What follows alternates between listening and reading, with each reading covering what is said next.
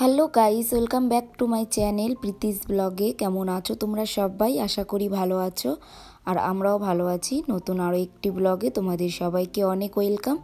আর আজকের ব্লগটা আমি বিকেল থেকেই করছি। এখন বিকেল 4:30 বাজে। তো বিকেল 4:30 বাজলেও বাইরেটা কিন্তু প্রায় সন্ধ্যা হয়েই গেছে, যেহেতু এখন শীতের বেলা।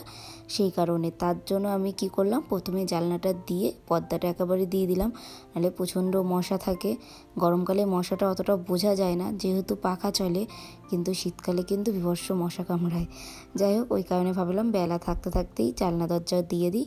তাই এদিকে জামা কাপড় প্রায় দুপুরবেলায় ভাঁজ করে রেখেছিলাম, যা শুকিয়ে গেছিলো। এই গামছায় কয়েকটা ছত্রিতে ছিল, সেগুলো একটু ভাঁজ করে আবার আলনায় গুছিয়ে রাখছি। আর সকালের কাজ বিকেলের কাজ কোনো কাজই কম থাকে না, প্রায় সমান সমানই কাজ থাকে। সকালে যেগুলো করতে হয় সেগুলো বিকেলবেলাতেও করতে হয়। তো যাই হোক, জামা কাপড় সব ভাঁজ টাজ করে নিলাম। এবারে একটু ঘরটা ঝাড় দিয়ে দেবো। এটা প্রত্যেক দিনের নিয়ম যে সন্ধ্যাবেলাটা একটু ঘরটা ঝাড় দিয়ে তারপর সন্ধ্যাবাতি দেওয়া। তো আমি এটাই করছি। প্রত্যেক দিন তো টাইম পাই না, আজকে ছুটির দিন। ছুটির দিনটাও ঠিক আমার এইভাবেই কাটে, সারাক্ষণ ঘরের কাজ করতে করতে কখন যে সময় চলে যায় টেরই পাই না। যাই হোক, আমি কিন্তু এখন ঘরটা ঝাড় দিয়ে নেব, নিয়ে একটু ফ্রেশ হয়ে ঠাকুরকে দেব। তো আমি কিন্তু ফ্রেশ হয়েও গেছি, বসে পড়লাম ঠাকুরকে দিতে। সন্ধ্যাবেলা একটু ধূপকাঠি ধুনো এগুলো একটু দিয়ে সন্ধ্যেটা দেবো।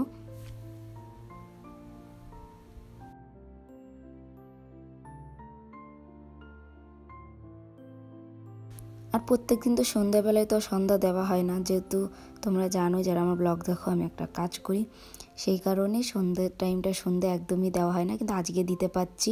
আর আমার সন্ধ্যে দিই তো সেই রাত্রি 9টার সময়। অনেকে শুনে হাসবে, কি করব বলো, আমার ছুটি হয়, তারপর আমি বাড়ি আসি, এসে ফ্রেশ হয়ে তারপর আমি ঠাকুর দিই। তো আমার 8টার সময় ছুটি হয়, বাড়ি আস্তে আস্তে আমার 9টা। তারপর আজকে যেহেতু রবিবার, আজকে ছুটির দিন, সেই কারণে সন্ধ্যাবেলাটায় সন্ধ্যাটা দিতে পারলাম।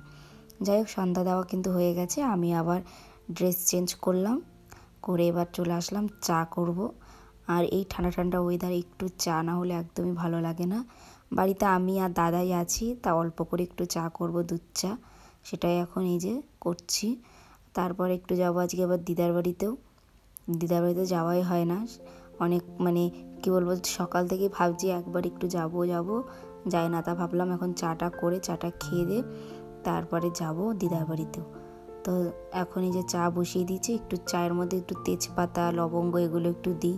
চাটা সেরকম খাওয়া হয় না, তো বাড়ি রয়েছি আর একটু ঠান্ডা ঠান্ডা। কিন্তু কি বলো তো, ঠান্ডাটা ঠিক পড়েছে, কিন্তু ঘরের মধ্যে একদমই বোঝা যায় না ঠান্ডাটা পড়েছে। তুমি হয়তো কি বলে সোয়েটার গায়ে দেবে, কিন্তু দেখবে তাও একটা গরম গরম ভাব লাগছে।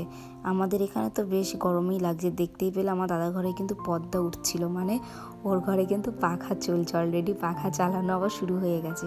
ঠান্ডাটা যে কদিনের জন্য পড়লো বুঝতেও পারলো না, দেখতে দেখতে আবার গরমও পড়ে গেল। যাই হোক, কথা বলতে তোমার চাও কিন্তু হয়ে গেছে। 2 কাপ চা, 1 কাপ আমার, 1 কাপ দাদার।